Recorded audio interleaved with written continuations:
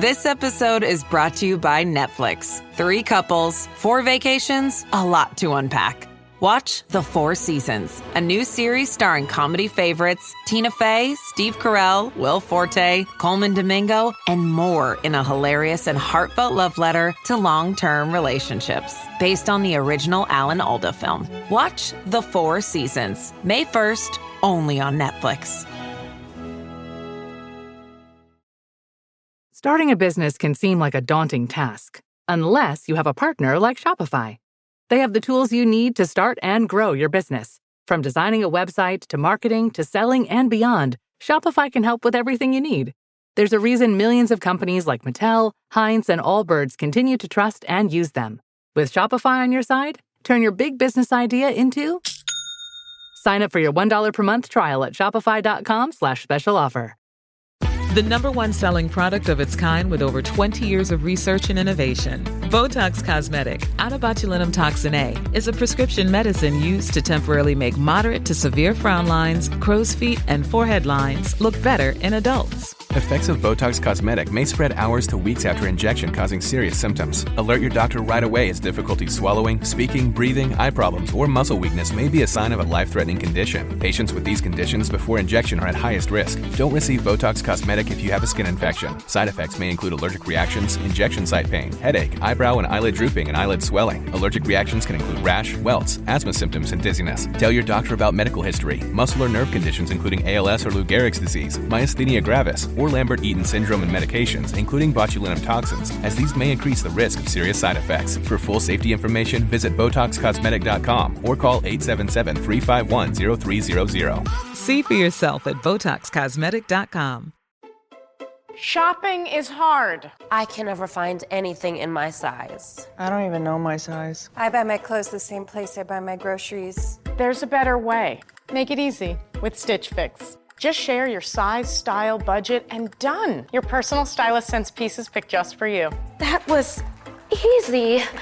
Stitch Fix. Online personal styling for everyone. Free shipping and returns. No subscription required. Get started today at stitchfix.com.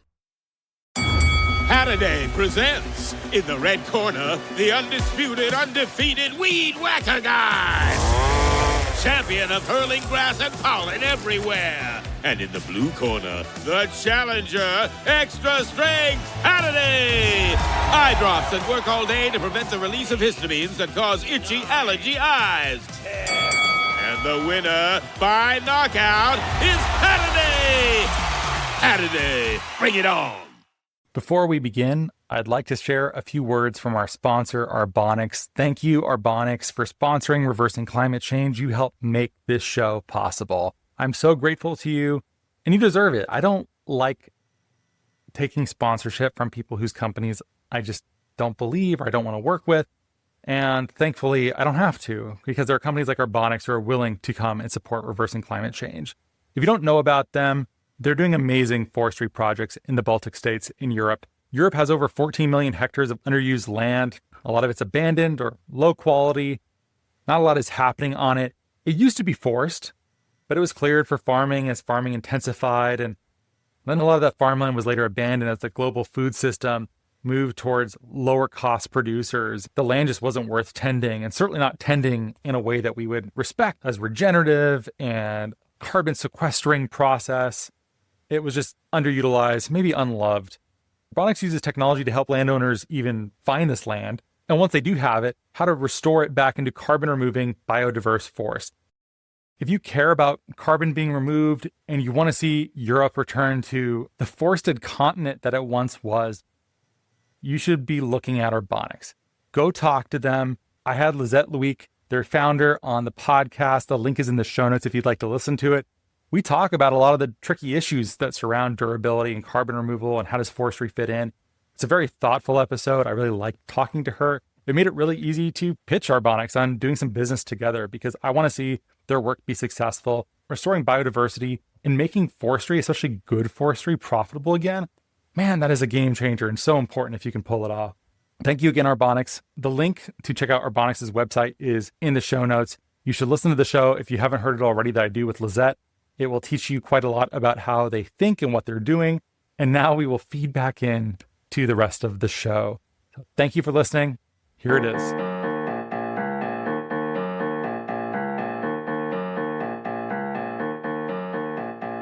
Hello and welcome to the Reversing Climate Change podcast. I'm Ross Kenyon. I've been involved in carbon removal for the better part of a decade. I'm a climate tech entrepreneur, and I'm really excited about today's show. Before I introduce the show, I want to take a moment to thank everyone who has become a subscriber so far. Your support is amazing to me. It really is incredible that so many people want to contribute $5 a month to help make sure that the show continues. The link is in the show notes. It's done through Spotify. It's very easy. It gets you ad-free listening, bonus content, and my very sincere gratitude. So please do that. If you haven't yet become a subscriber, give a great rating and review on Apple Podcasts and or a 5-star rating on Spotify. That helps a lot too. It is also very much appreciated. And now I'm going to tell you about today's show. If you're familiar with carbon removal, you've almost certainly encountered the work of CarbonPlan. CarbonPlan puts out an enormous amount of research on various topics, much of which relate to carbon markets and carbon removal. It's very data-driven. Groups such as CarbonPlan serve an extremely important role within carbon markets. Having watchdog organizations make sure that what is being claimed is actually happening is incredibly important. I really admire what CarbonPlan is trying to do right now. CarbonPlan built and maintains CDRXIV, which I think is a great thing for them to do. CDRXIV is a preprint server that allows for material that will ultimately go through peer review, or much of it will, but can be preprinted without review basically immediately. This is great because peer review can take quite a long time. And this is an area where we really don't want to spend huge amounts of time waiting for results to be confirmed before even discussing papers. Obviously, things need to go through peer review and make sure that this work has been done appropriately and reviewed with the correct amount of scrutiny. But in order for the conversations to continue advancing at pace, preprint servers do very important work in a number of other disciplines that CarbonPlan is now bringing to carbon removal. And carbon removal is very famously interdisciplinary. There are so many types of scientists that I think before carbon removal probably were not coming into contact with each other very often. In fact, someone told me recently, and this was a geochemist who told me this, that geochemistry was a backwater until CDR plucked it out of obscurity. That's just now having its time in the sun, you might say. I really like work that's trying to break us out of competition. People always talk about how we're too competitive and people need to open up and share more information and do more learning in public. And it's one of those things where I hear a lot about it, but I don't see as much of it as I might like. And this is a great illustration of why nonprofits can be so valuable in for-profit spaces, is that they can make it much safer, at least partially, for those who work at commercial companies to go to their commercial colleagues and say, hey, I'm doing this research. We should put our data that we actually have a proprietary right to. We do not have to share this, but we can put it up on this preprint server called CDRXIV that CarbonPlan runs, and that will allow us a forum to have discussions about our work that brings legitimacy to what we're trying to do and shows leadership that we are trying to do this work in public so all of our peers can learn. It's good for all of us when any one of our quote unquote rivals succeeds. There is still a great deal of growth, I suspect, for so much of carbon removal that even those working within the same niche, I think there's plenty of room for everyone to go after and still have a pretty nice chunk of the pie. And I think efforts like CDRXIV have the right values to make that legible to those wishing to publish data and to give them a forum to convince their colleagues. If anyone wants to reach out to CDRXIV, wants to get involved, hello@cdrxiv.org. They have a clever way of writing archive there. Link is in the show notes. Thanks for listening. I hope you enjoy this show. The guests that I have today are both from CarbonPlan and both work on CDRXIV. Freya Chay is the Carbon Removal Program Lead at CarbonPlan, and she is on the advisory board of CDRXIV. And Tyler Kukla is a research scientist of CDR at CarbonPlan and the content manager at CDRXIV. Thank you, Freya and Tyler, for being on the show. I'm really glad that you're here. Honestly, thank you for being a voice for open science. I hope others will hear what you're doing and emulate you. Get in touch. Thanks so much for listening. That's enough prologue. Here is your show.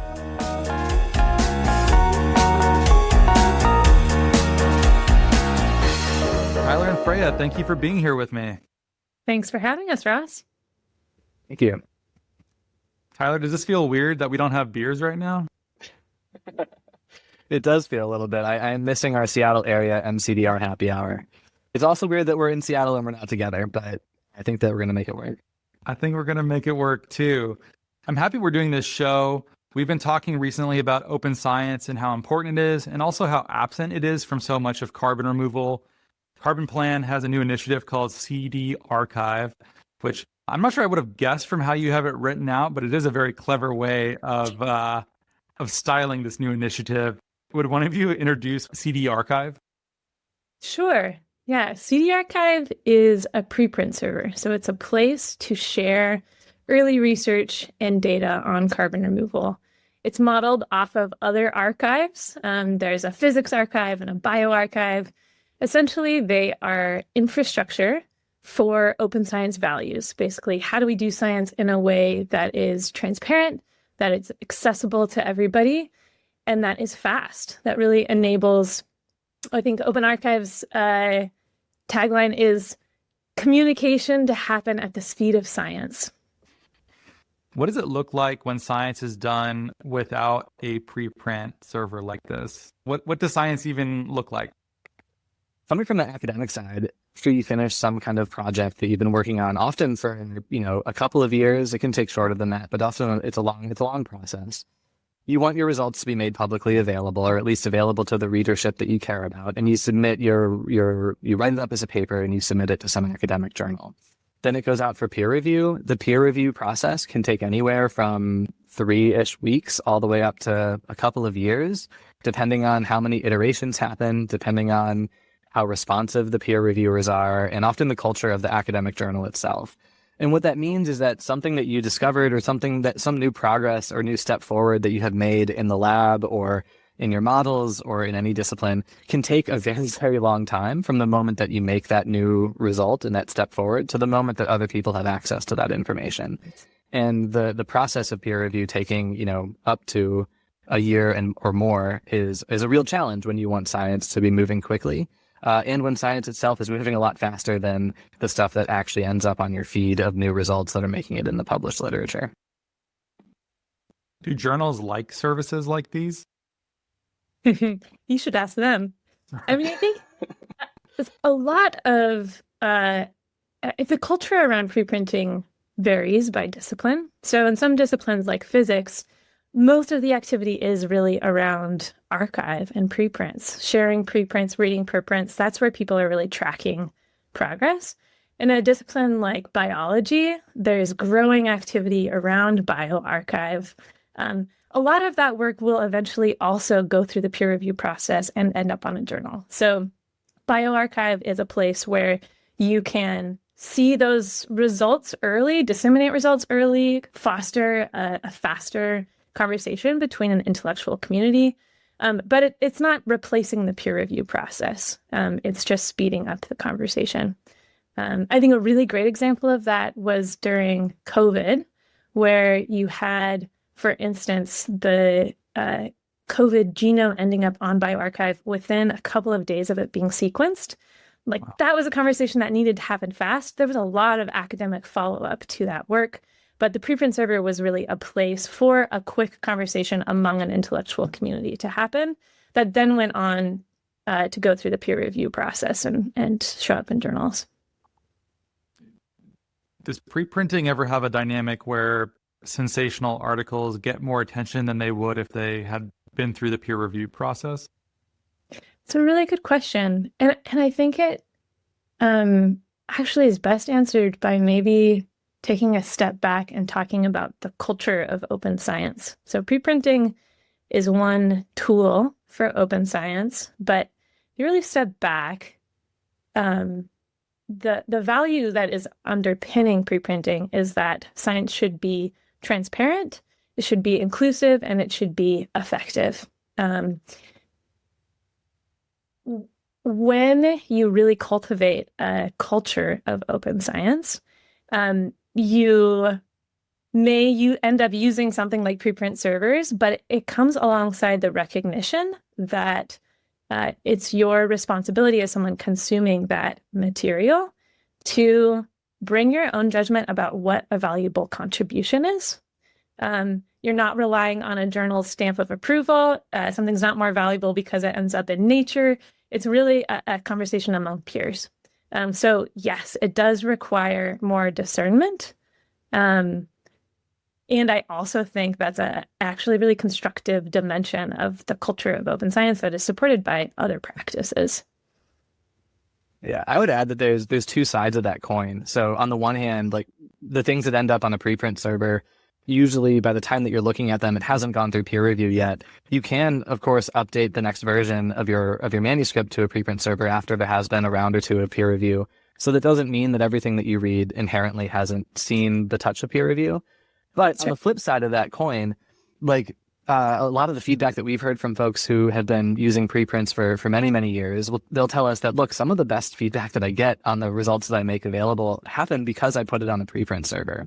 The peer review process often engages 2 to 4, if you're lucky or unlucky, other peer reviewers to take a look at the research that you did. And as research becomes more and more interdisciplinary, it's hard for those 2 to 4 people to have the expertise to span all of the stuff that you did in your paper, which means that there is definitely stuff that slips kind of through the cracks through the peer review process because nobody that looked at it in the process of peer review might have the specific expertise needed to assess something that you did. But if you make something available as a preprint for everybody to look at, you have a better chance of catching all of the relevant people along the way, and that tends to lead to better outcomes. One of the things we want to encourage more of is feedback and communication around these preprints, because that's what you really need for that mechanism of a more comprehensive set of feedback to work.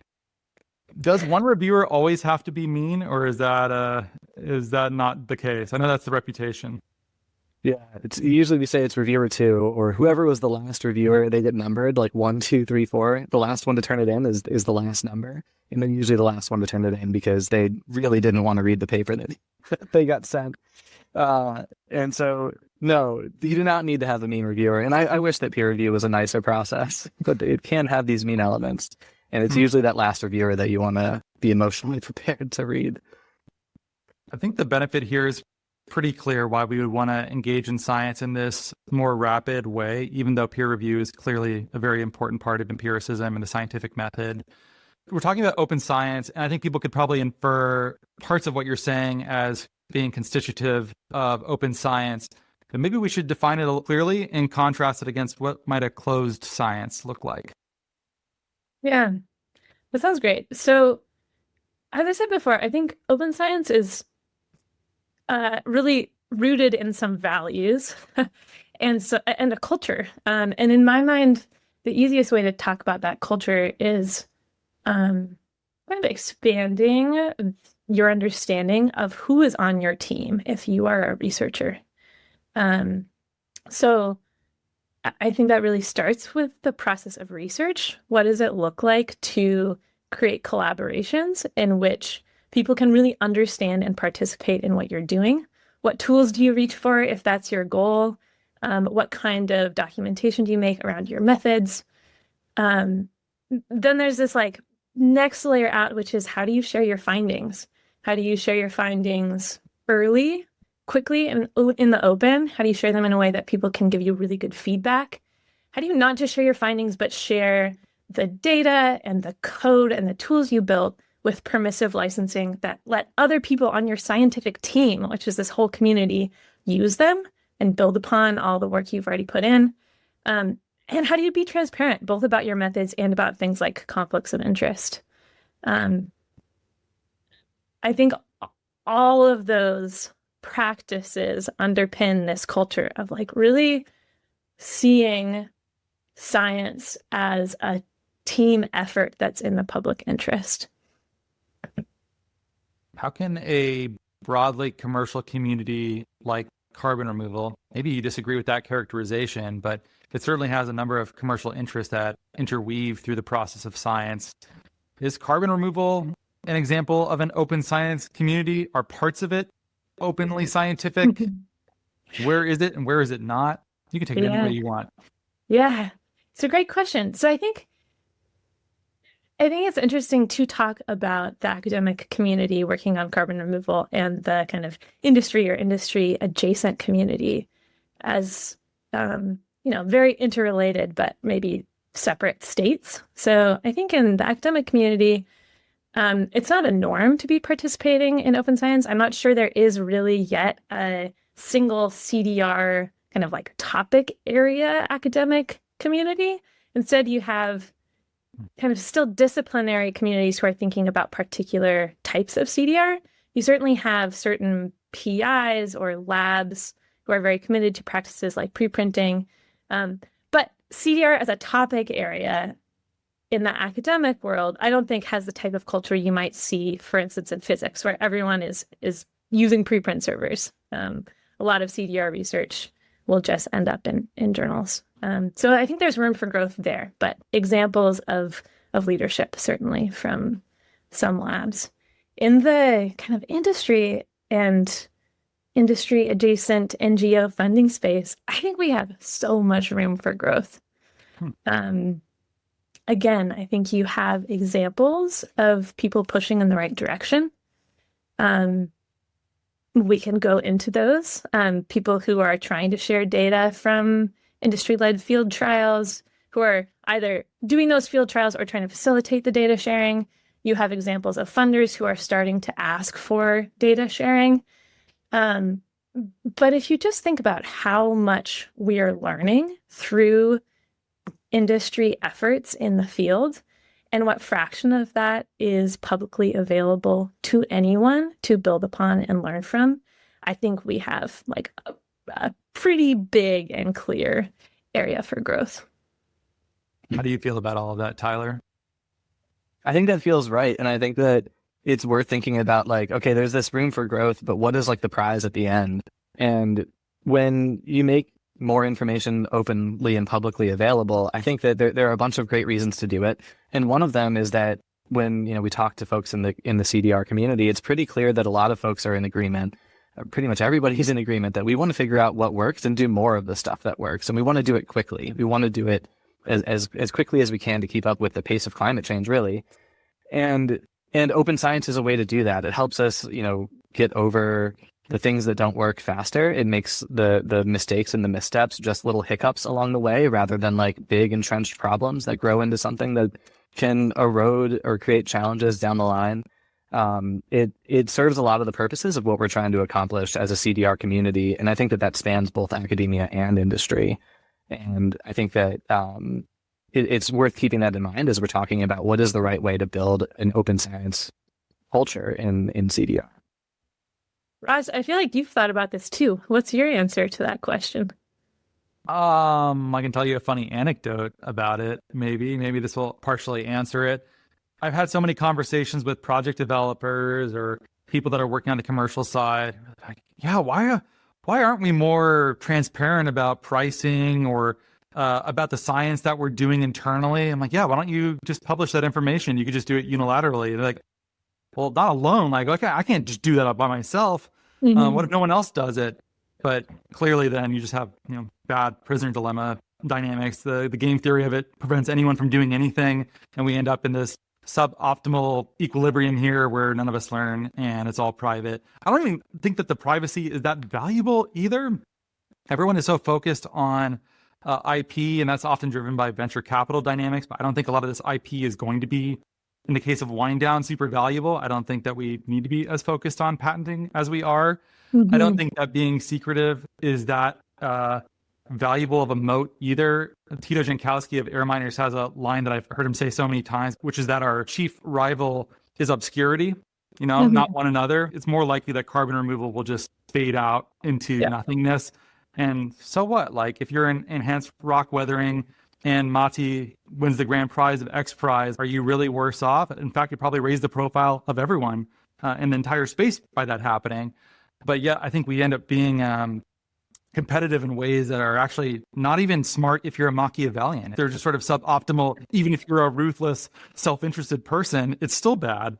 Yep. So I've always tried to lean that way and encourage people to go that direction. I think unilateral action can look like great leadership and be commercially valuable for companies to do. Yet no one takes my advice on it. I don't know why.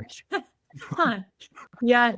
I mean, that all really resonates with me. I think there's such a strong argument that the nature of what is trying to be sold in this industry has such intangibility and such scientific uncertainty that the benefits of the potential learning and making it trustworthy and real so far outweigh the potential losses to a business moat. But I have also never run a startup, so I recognize that I have a limited view here. One of the resources I shared ahead of doing this podcast was an episode that we recorded probably at this point about 1.5 years ago, internal to Nori, about the direct air capture and storage methodology that we created. And we decided at that time to publish our methodological work, of which there are 3, under a very permissive Creative Commons regime that allowed others to remix our work, to reuse it exactly as written. Other registries, isometric or reverse, could just pick it up and issue credits through it, should they like it enough. And I was hoping to see more of that. But unfortunately, as far as I know, no one has taken that up and run with it. And I'm not even sure it's that great of an area to compete against one another on, too. Like, does it make a lot of sense for Puro and isometric to be neck and neck on methodological development? Is that actually in the interest of our industry? I imagine you're probably going to say no, but maybe you'll surprise me. I don't think I'm going to surprise you on this one. Yeah. I mean, I think historically, when we've seen competition on methodology development, it's created a race to the bottom. How do you make a methodology that you can still sell a credit from, but is easier for folks to comply with? And a certain amount of that, I think, is useful. We don't want to create methodologies that are unusable. That's an important thing to be attuned to. But yeah, if the story we're telling about methodologies is that they accurately help us quantify real world outcomes, then the idea that we should be sharing the ability to get the best understanding of real world outcomes with each other feels extremely obvious. And I might actually, extend your observation about registry licensing of protocols to also the data that's on registries. We recently built a tool at CarbonPlan called Offsets Database. And it scrapes a bunch of project data from all of the big traditional voluntary carbon market registries. And one of the really tricky parts of that project was navigating the licensing around data. So yeah, you can go on their website and freely use it, but a lot of that data is actually licensed in a surprisingly restrictive way that makes it legally questionable to repackage it, make it public, do work on it. And that seems to me like a pretty big problem if we're talking about registries being a mechanism for transparency in this field. Oh, talking about this just makes me feel like, am I actually a climate hippie and I've been denying it this whole time? I thought I was a hard-edged businessman. It turns out I'm just like, data, it needs to be free. Yeah, yeah. Come to the nonprofit side. At Sephora, we've got what you want because you're obsessed with your skin and we're obsessed with what it needs. Sephora has the best products to help you get beautiful, glowing, radiant skin. With an extensive, inclusive range of results-driven formulas and in-store beauty advisors to help you find exactly which are right for you, the best skincare is only at Sephora. Sephora, for all your skincare. Oh my God, it's the coolest thing ever. Hey guys, have you heard of Goldbelly? Well, check this out. It's this amazing site where they ship the most iconic, famous foods from restaurants across the country, anywhere nationwide. I've never found a more perfect gift than food. They ship Chicago deep dish pizza, New York bagels, Maine lobster rolls, and even Ina Garten's famous cakes. Seriously. So if you're looking for a gift for the food lover in your life, Head to goldbelly.com and get 20% off your first order with promo code GIFT. Home means something different to everyone. But with Rocket Mortgage, home can mean even more. It can mean a college education, taming your high-interest debt, even a renovation. We've made it easier than ever to use your home equity. That home you worked so hard for, now it can work hard for you. Call 800-4ROCKET or visit rocket.com to find out more. Rocket Mortgage, LLC. Licensed in all 50 states. NMLSConsumerAccess.org, number 3030. Breath. CarbonPlan has a reputation as being a very strong and powerful watchdog and trying to make sure you end up on the right side of the science and are attuned to quality standards in a way that allows you to claim that you're producing incredible carbon removal is actually genuinely difficult. And so Tyler and I spend a lot of time talking about fundamental questions of enhanced weathering are still up in the air in some ways. And yet there's commercial developers who are basically assuming that it works and broadly works the way that it is intended to, even though there are so many open questions here. And the tension is often between how do you run a business that is reliant upon science when so much science is still up for grabs and still being worked out. I think even if you have good intentions and you mean well, you can still face incentives that are really difficult for commercializing in the face of this uncertainty. The tension and the friction between scientific integrity and commercialization, it runs really, really deep here. Does it create a fundamental conflict of interest? What does it mean being on the non-commercial side of this, watching commercial developers do things with science that you care a lot about that maybe you don't feel great about sometimes?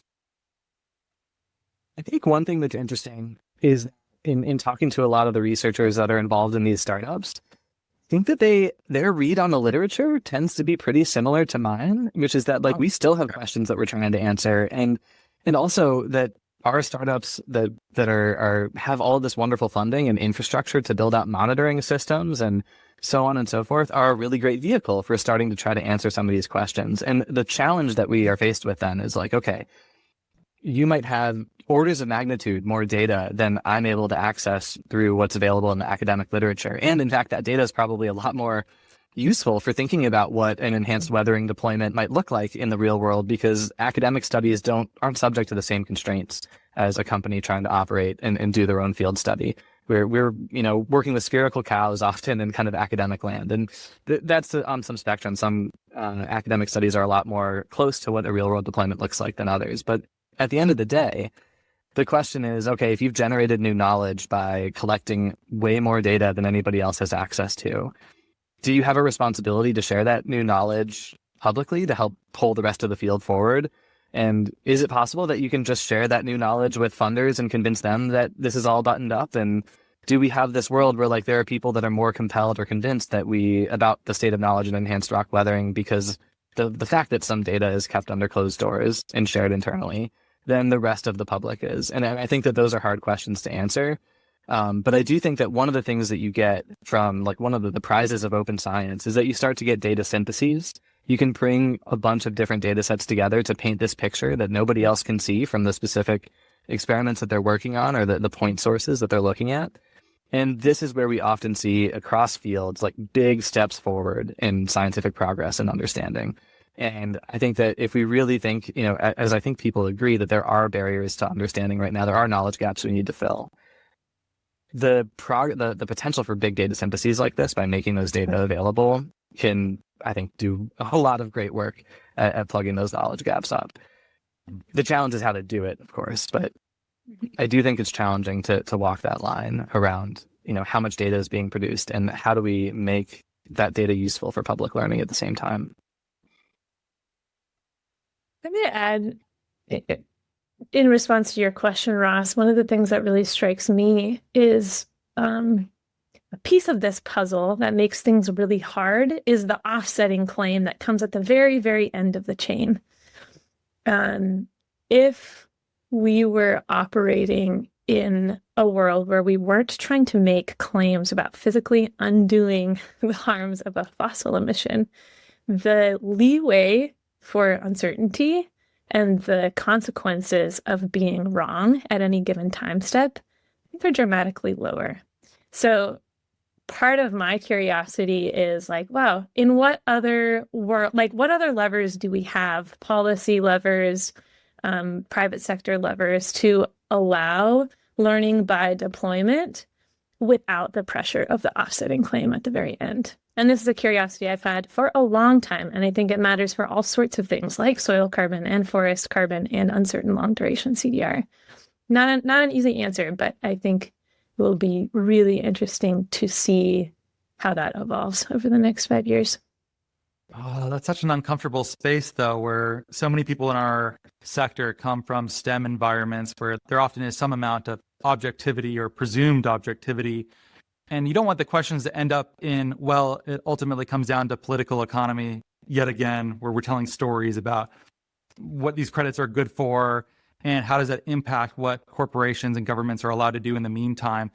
The amount of indeterminacy in a solution like that, I think, makes a lot of people uncomfortable. That's a really hard question. Unfortunately, it may just be the truth. Yeah. Yeah. I guess my lighthouse is always like, we've got to learn, how do we tell the truth about what we know all along the way? Because I think as soon as you start overstating what we know, which I think offsets ask us to do for a lot of these technologies, if they're the only funding vehicle, then I think we're really counter to open science values. We're like creating this obscurity that really doesn't allow the full community to seek truth together. And I think that's a really counterproductive dynamic over the mid to long term. Do you have some alternative in mind relative to the offsetting paradigm? I mean, if I had the perfect solution, I would have tried to write about it or convince someone to do it by now. I mean, there have been lots of experiments. So I think there are experiments where you're still fundamentally thinking about carbon credits, but you're using an expenditure model and not supporting offsetting claims. So that's one kind of pressure relief mechanism. I think the whole conversation around beyond the value chain mitigation, imperfect, but another example of someone trying to release that pressure valve. I think there's a blossoming conversation right now about policy mechanisms that could support CDR activities in a way that doesn't require offsetting claims made by the government or made by regulated private entities. I think all of those are really, really interesting. There's not a clear answer yet, but worth continued creativity, I think, especially on the policy front when we're thinking about how we invest public resources in developing high potential but deeply uncertain carbon removal approaches. There's some line, it's either told about A Brief History of Time or The Elegant Universe, one of those pop physics books, about how for every equation that was added to the book, sales would drop an order of magnitude. And that always makes me laugh. But at Nori, when we were active, we only ever felt comfortable guaranteeing 10 years of carbon storage in soils. And that was such a hard story to explain to buyers who've been coached since Kyoto that they just buy a ton and they don't have to think about it again. And instead we have to explain different types of stacking and why vertical is not really considered that great, but horizontal maybe. Mm-hmm. And you just lose people because it's really complicated. They just want to, like, what do I pay? And then can I move on to the next thing of 100 that is on my to-do list? And this is part of the tension here of doing good science and having rigor versus just selling the thing that moves the ball along. Yep. And I'm not sure that we ever figured out a great solution to it because it bedeviled us and was a really hard problem to solve of customer education and making sure they actually understand what a credit is good for. Mm-hmm. Yeah, it's tremendously hard. The real world has a lot of details and details are hard to organize ourselves around. I hear that. I think another challenge that emerges is that, like, even if you made all the data that companies are collecting publicly available, that still might not get you exactly as far as you want to go in terms of feeling really good about how effective a given removal method is. You know, like companies in enhanced rock weathering, for example, are collecting soil samples that are, I don't know how deep they are, but because we don't have the data, but I have to guess something around 30 centimeters or so, maybe 50 centimeters deep. On the high end. And that's, you know, a very small fraction of the total distance that carbon is going to travel before it ends up in some durable storage reservoir. And so we have this other question around like, how do we support not only just making data available so that we can drive and accelerate learning, but how do we develop mechanisms for doing the work that also directly support the learning process? How do we develop mechanisms for doing the work that help us sample places that we might not be sampling otherwise if all that we need to do is demonstrate that something happened in the top 30 centimeters of a soil profile? And I think that that's a hard thing to do. Like, funding that supports learning is difficult kind of across all sorts of different funding models. If you could guarantee compliance with your wishes, what would you design so that this was no longer a problem? Ooh, can you say one click more? Well, just assuming that you don't have to face the game theoretical issues of people having to opt into this. What if we just knew they were committed to doing the right thing? What even is the right thing? Is it as simple as just publishing all of this data all of the time and giving you access to it so experts can parse it in the open? Yeah, it's a great question. Okay, so we're saying basically, assuming business models didn't create big barriers to participating in open science, what would it look like for CDR companies to really implement those values in practice? Yeah, it's a climate hippie question. Climate hippie question. Yeah. Yeah, I mean, I do think one piece of the puzzle is really thinking about how to share data and tools publicly and quickly. I think part of the mindset of open science is that you don't know who your findings will be useful for, and you don't know when they will be useful. And the idea that you are creating more surface area for collaboration and for unexpected insight by sharing stuff, even if you don't have a super clear story about who exactly is going to use it for what, is really core to the open science project. So yeah, if I was waving a magic wand, I do think there are important caveats around data quality, data interpretability, data provenance, but I think we would be seeing a lot more data sharing with no restrictions. So CDRXIV is one place that you can put a data set, you can get a DOI, it can be clearly linked to you. If someone uses it, they have to give you credit. But there are no restrictions. Anyone with an internet access can see it, they can ask questions about it, and they can reuse it. That kind of data sharing, I would love to see a lot more of.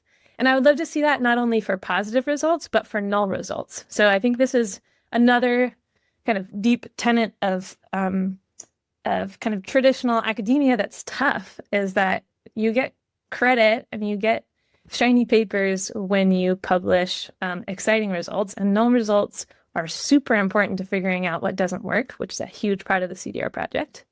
But they don't get you papers in academia, and they don't get you credits in carbon market land.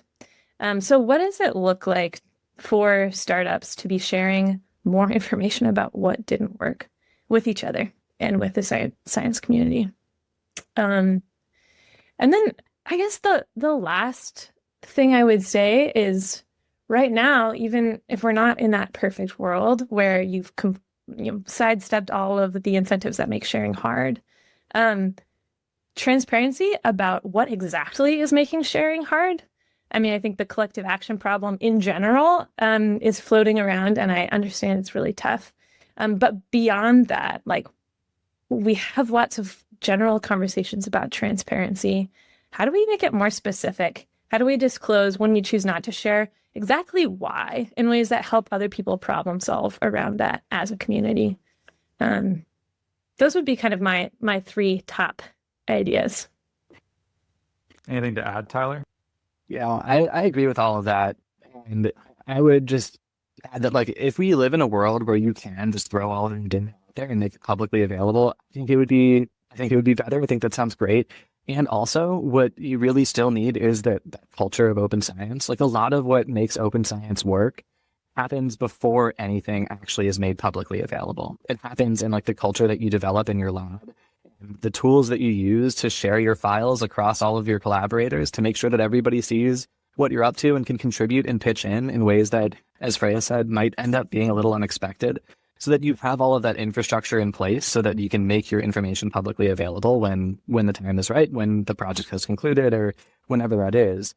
in order for open science to really work, you can't just throw a bunch of stuff at the wall and like hope that everything is going to like stick or find like a place that it can add more value than it otherwise might if it just lived and died with the thing that you said about it. You need to build infrastructure around that as well. And that's why like we think about open science as a culture, because when you think about it as the culture of open science, it implies that you have some like additional building of infrastructure and nourishing of the broader system that goes along with it. And so that makes it easier to, if you are making all of your data publicly available, the infrastructure around it makes it easy to direct your attention and find the stuff that you're looking for and make sure that it's not an inundation of information, but it's a totally navigable sea of information. And that is a tough thing to build, but it does require that culture. It takes time. There are a lot of great tools to do that already. And we built CDRXIV in large parts that it is a place for that, like one example of infrastructure to support open science to take place. And I think there's a lot more that we can do. If you have someone's attention who is a project developer working in carbon removal, how might you convince them right now? We can conclude with this. Make your plea to the carbon removal community. One thing that I'll say is that, like, coming from an academic world, when we talk about open science, it's almost entirely talked about as like a grassroots thing. And then it should be like, it is a cultural thing, as I mentioned. But in large part in academia, we talk about it as like, this is a grassroots driven movement, in part because the institutions are so slow to respond. You need to build like a lot of momentum before you get top down support for the resources that are needed to make open science work. And I think that we're lucky that like that's not really the world that we live in CDR. A lot of the top-down institutions and buyers and funders are really dynamic, and they're keeping up with the science, and they're trying to understand what is going to help research and knowledge and understanding progress quickly.